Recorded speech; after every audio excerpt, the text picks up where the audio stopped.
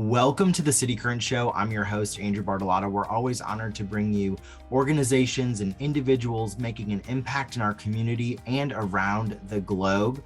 Today, we're diving into the search for the true meaning of love and how to live it with entrepreneur, speaker, and author, Kim Sorrelle. Kim, thank you for joining us today. Andrew, thank you so much for having me. Absolutely. Now, before we talk about love, you have faced quite the adversity with cancer diagnosis in your family, for yourself and your late husband. Talk about your background, expertise, and then what prompted you to dedicate a full year to figure out the true meaning of love. I was diagnosed with breast cancer a few years ago. And anytime you hear cancer, it's not a word that you ever really want to hear. And so, but then unfortunately, 4 months later, my husband was diagnosed with pancreatic cancer and passed away 6 weeks after that. So it was a time to reinvent, a time to figure things out. He was young. I was 47 when my husband passed away, and certainly not expecting to be alone. It was a strange time. I don't know anybody who's had cancer, both people in the couple, and lose one at the same time. So I didn't really have anything to draw on to figure out anything. And so I questioned some things in life. I wanted to make sure that I was honoring my husband, who was the greatest guy ever, that I was really honoring him by the way I lived the rest of my life. And one of the things that made me question is the true meaning of love, because we read about it, we hear about it, Ed Sheeran sings about it, Nicholas Sparks writes about it, but what is it really? And there seems to be this mystery surrounding it. So I decided I would take a full year and go on this quest to find the true meaning of love. And the majority of the time I was in Haiti when I was working on it. And so that kind of added a whole element of whatever it added.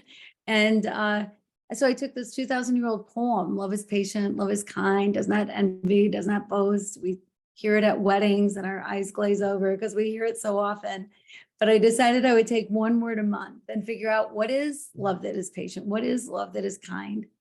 And I'll tell you, Andrew, the things that I figured out about love blew my mind, like things I've never heard about love before. What are some of the things that surprised you most about love? Well, there's some myths surrounding love. Like we quite often hear love is a two-way street, right? Mm-hmm. It's not. Love is not a two-way street. Love is on you, period. Love is a one-way street. If I give you money and you give me a pair of jeans, that's a transaction. If I give you love to get love, that's a transaction. And love is not a transaction. Love is totally up to you. If you give love to get love, first of all, it's no longer love. But secondly, you're setting yourself up for heartache, and because you have no control, zero control over the love that comes back to you. You only control yourself. We bring a baby home from the hospital and we have total control, right? We decide when the baby eats, when the baby sleeps, when the baby has a bath.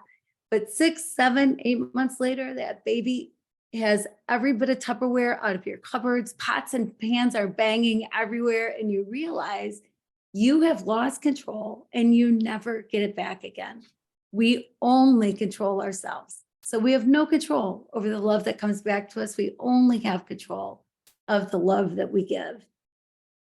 I'm so glad that you gave children as an example, because my wife and I are totally in that moment. We have 3 under 3, and it is the pots banging, the toys all over the floor, and you do feel like you've lost the control of love. Talk about being an author, and then we'll dive in to talk about your services. Yeah. Well, the book Love is not unicorns and fairy tales love book. It is, I started each chapter with what I think it's going to be. We think we know what patience is, whatever. And then the story in Haiti or wherever I happen to be in the world that leads me to the truth about what it means. And so it is the nitty gritty, down and dirty stories. I was chased by a motorcycle gang. I got lost on a mile-high mountain. I mean, I sometimes I'm not the smartest person, I guess, when it comes to making practical choices. And so got in some trouble But so that's what it is the stories and then the conclusion of what I come up with for each of those. And so it's I think a fun read. It's funny, but hopefully inspirational and hopefully life changing, like it was for me. And so, I love to write. I'm working currently on a book on grief. I'm co-authoring with a medium, so that's been really fun and interesting. I'm going to write Love Is for Kids. I'm working on Cry Until You Laugh, another book that I have that is actually the story of my cancer journey that I started writing as soon as I was diagnosed, and was still writing when my husband was diagnosed and after he passed. And I wrote for about a year, and Cry Until You Laugh, because that's what you have to do. You have to be able to laugh again. And so, yeah, I love to write. The book about grief with co writing that with a medium sounds very interesting. And what would you say with Cry Until You Laugh? Maybe it's an excerpt from the book or a lesson from there, or maybe it's just something from that time. But what would you say? What did cancer teach you and your family? Because you have three sons and a daughter. Four sons and a daughter. Four sons and a daughter. You're a grandmother as well, so you have multiple people affected by these cancer diagnoses between your late husband and yourself. So what are some of the lessons that maybe you and or your family learned throughout this cancer journey? Yeah, several. One is, as soon as I was diagnosed and would tell people, they'd say, "Well, why you? Why you?" And I always thought, "Well, why not me? Why wouldn't it happen to me?" I don't believe that there's a God in heaven who looks down and goes, "You stole that pack of gum in seventh grade, so when you're 47 years old, you're getting breast cancer." It just doesn't work like that. Like, cancer is so random, and so that I had that attitude from the beginning, was to just go after it and not be woe is me. And but one really important thing that I learned is, there are things in life you have no control over. You'd never choose cancer for somebody. You'd never choose to lose your husband. I would never choose to lose the man I love and be widowed at 47 years old. It took me forever to even say that word, because it sounds like a 95-year-old woman in black, but I say it now. But anyway, you wouldn't choose those things, but there are things you do control. And one is how you're going to live. And are you going to be happy? Are you going to choose joy and not just live in the sorrow? Are you going to choose to live fully and give and do the best and the most that you can with your life, which I really believe is honoring to my husband, because he was great. And so he would want me to have a full life, and I get to pick that.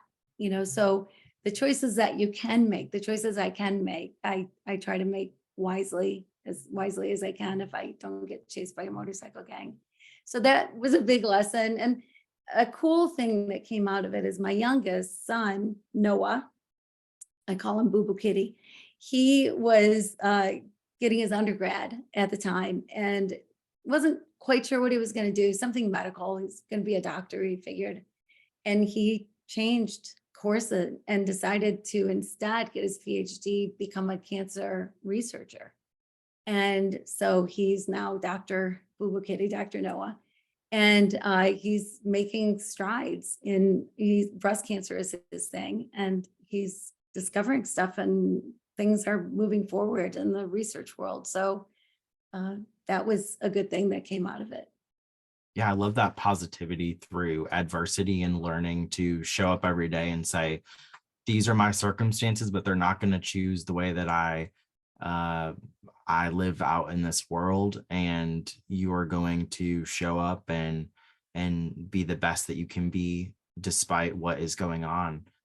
Talk about your services. You have a love challenge. You offer coaching to reignite, renew, and restore your relationships, as well as sessions to help lower stress and increase happiness. So talk about your coaching and the love challenge. Yeah, coaching, I do groups and individuals. So just kind of depending on what people want to do. But it's amazing when you learn about love and then really look at how you think love really is and how you think you're living it, and things that you can do to change your focus, maybe rethink how you're living. That's been really fun to work with people. I mean, there's marriages that were on the brink of disaster that changed, and families, sometimes there's an estranged family member or a friend that you've lost touch with, but over bad reasons. And so some really great things are happening, and people just having happier lives and with less stress. And that's been really fun. So I am available for that. I'm a love coach, and it's a good time. And I do have this 14-day love challenge. It's completely free on my website. And it's just something to think about. It's just this little thing that you read each day for 14 days, something different each day to think about love. And if you join on my website, you join for free, the love challenge I will send you for free, a WWLD, What Would Love Do wristband. Because if you can answer anything that way, you'll be doing the right thing. The ultimate question, can love change the world? And if so, how? Absolutely, love can. There are 14 is's and isn't of love in that poem. And so it took me a little bit longer than a year, but they're each individual so powerful. And even just to know one of them like is life-changing was for me. But there's also this beautiful umbrella over the whole thing.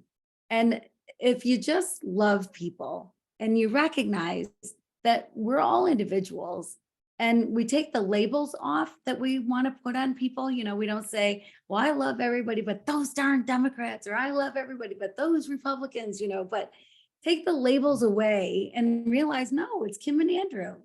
Those are the only labels we need. And we're all different. We're all unique.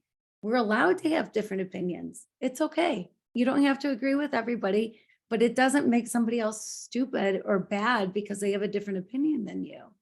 So with love, real love, it is non-judgmental. There is no room for condemnation. There's no room for racism. There's no room for ageism, any kind of ism. It is strictly loving. That's all you have to do is love.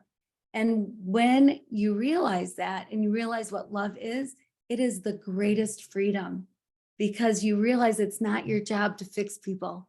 It's just your job to love. That's all you have to do. Beautifully said. And I want to read a recent post that you had on your Facebook page that I stumbled across and really loved, because it does summarize what you just said too. It said, love is one of those things that's universal. It doesn't depend on your religion or what you do for a living or where you live in the world or the color of your skin or sexual orientation. None of that matters. Love is love, and it is for everyone. And it's something that everyone can live. And when you do, the quality of life is just so much greater. And then you couple that with service, and you just become this authentic person, and not giving a sales pitch, not trying to inspire people from not the right place. And you just say that love is for everyone. It's a universal thing. And it's sometimes we think of it being this complicated thing, and really at the true essence of it, love is just sharing who you are with everyone in a way that doesn't provide any attachment to it. It's just showing who you are and being loving to someone else. So Kim, where can people go to learn more about you, purchase your books, hire you as a love coach, and help understand the true meaning of love?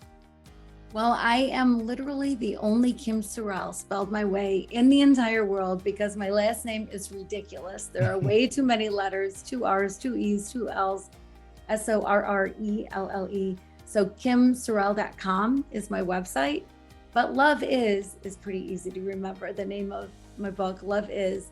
And so if you Google Love Is, chances are you'll find me.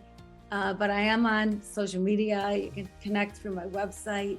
My books are available Amazon. They're in brick and mortar stores as well as all the online booksellers. And so readily available. And I do speak. Quite a bit of speaking as well, and am open for that. And so I just feel, Andrew, I'm on this mission in life to make the world a better place. And love is the answer. If people really understood the truth about love and then lived it, everything would be different. Amen. Love is the answer. Kim, thank you so much for coming on the show today. Thank you so much for having me.